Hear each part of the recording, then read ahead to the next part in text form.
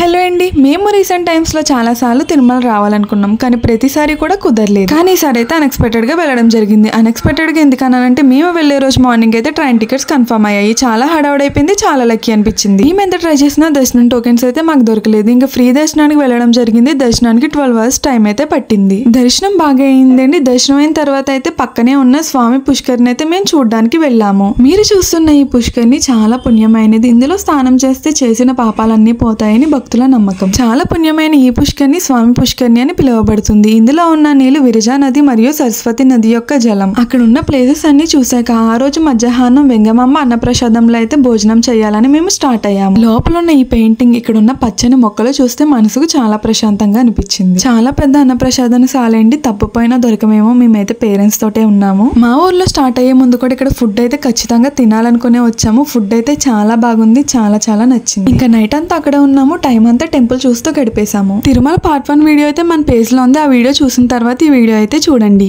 Next day morning అయితే most famous 7 places అయితే చూడడానికి వెళ్ళాము. శ్రీవారి పాదాలు, శిలాతోరణం, జాపాలి హనుమాన్ టెంపుల్, చక్రతీర్థం, ఇలాంటి ఫేమస్ ప్లేసెస్ వీడియోస్ అయితే నెక్స్ట్ వీడియోలో అప్లోడ్ చేస్తాను, తప్పకుండా చూడండి. అలానే మన పేజ్ ని ఫాలో చేయడం అయితే మర్చిపోకండి. ఓం నమో వెంకటేశాయ.